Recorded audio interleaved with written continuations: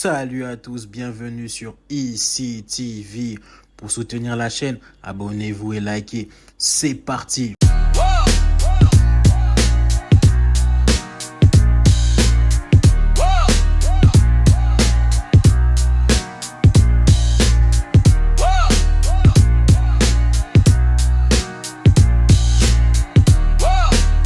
Aujourd'hui, nous allons parler du Royaume Congo, un empire africain puissant et complexe.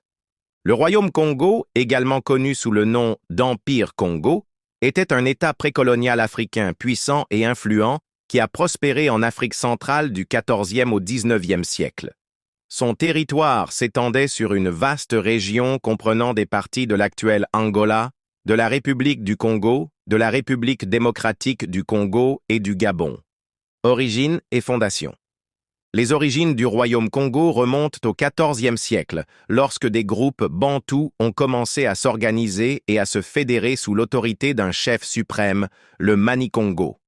La légende attribue la fondation du royaume à Nimi Alukeni, qui aurait uni plusieurs clans et établi la capitale à Mbanza-Congo.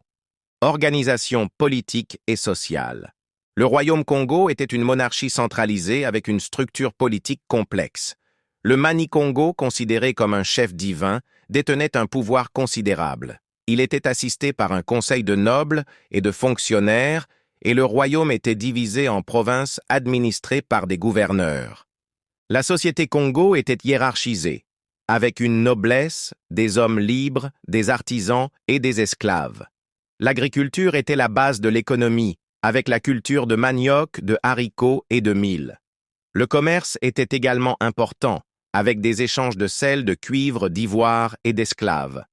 Relations avec les Portugais. L'arrivée des Portugais à la fin du XVe siècle a marqué un tournant dans l'histoire du Royaume Congo. Les premiers contacts ont été pacifiques, avec des échanges commerciaux et culturels. Le roi Nzinga Mbemba, également connu sous le nom d'Alphonse Ier, s'est converti au christianisme et a entretenu des relations étroites avec le Portugal. Cependant, les relations se sont détériorées au fil du temps en raison de la traite négrière et de l'ingérence portugaise dans les affaires intérieures du royaume. Les guerres avec les Portugais et les conflits internes ont affaibli le royaume. Déclin et chute. Au XVIIe siècle, le Royaume Congo a commencé à décliner en raison de la traite négrière, des guerres et des divisions internes. En 1665, le Mani-Congo Antonio Ier fut tué lors de la bataille d'Ambuila contre les Portugais, marquant un coup dur pour le royaume. Le royaume a continué à exister, mais son pouvoir et son influence ont diminué. Il a finalement été aboli par les Portugais en 1914. Héritage et importance. Le Royaume Congo a laissé un héritage important en Afrique centrale. Il a développé une culture riche et complexe, avec une architecture, une sculpture et une musique distinctive. Le royaume a également joué un rôle important dans le commerce et les échanges culturels en Afrique centrale. L'histoire du Royaume Congo est un rappel de la richesse et de la complexité des sociétés africaines précoloniales.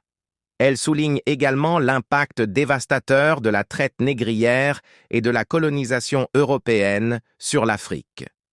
Témoignages de l'époque. Récit des missionnaires portugais. Les missionnaires portugais, qui sont arrivés au Royaume Congo, ont laissé des récits détaillés de la vie à la cour du Mani-Congo. Ils ont été impressionnés par l'organisation politique, la richesse et la sophistication de la société Congo. Par exemple, des écrits décrivent Mbanza Congo comme une ville florissante, avec des artisans qualifiés, des marchés animés et une population importante. Lettres du Mani-Congo.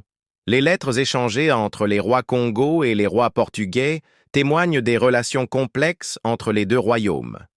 Ces lettres révèlent également la connaissance qu'avaient les rois Congo de la politique européenne et leur capacité à négocier sur un pied d'égalité.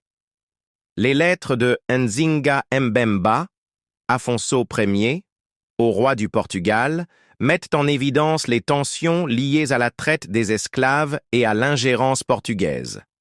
Éléments culturels et artistiques. Art Congo. L'art du royaume. Congo est remarquable pour sa diversité et sa qualité. les sculptures en ivoire, les textiles en raffia et les poteries, témoignent du savoir-faire des artisans Congo.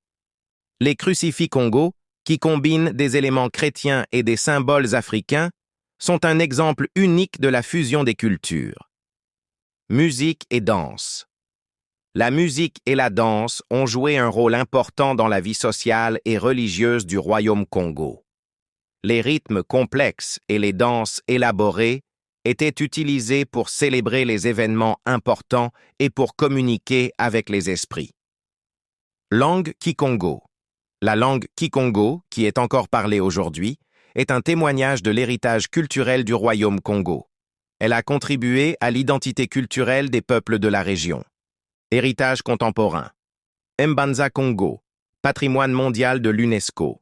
La reconnaissance de Mbanza Congo en tant que site du patrimoine mondial de l'UNESCO en 2017 souligne l'importance historique et culturelle du royaume. Influence sur les mouvements d'indépendance. L'héritage du royaume Congo a inspiré les mouvements d'indépendance en Angola, en République démocratique du Congo et en République du Congo. Identité Bakongo. L'héritage du royaume Congo continue de jouer un rôle important dans l'identité des peuples Bakongo, qui vivent aujourd'hui dans plusieurs pays d'Afrique centrale. Ces témoignages et éléments supplémentaires permettent de mieux comprendre la grandeur et la complexité du royaume Congo, ainsi que son impact durable sur l'histoire et la culture de l'Afrique centrale. Conclusion. Le royaume Congo était un empire africain puissant et influent qui a laissé une marque indélébile sur l'histoire de l'Afrique centrale.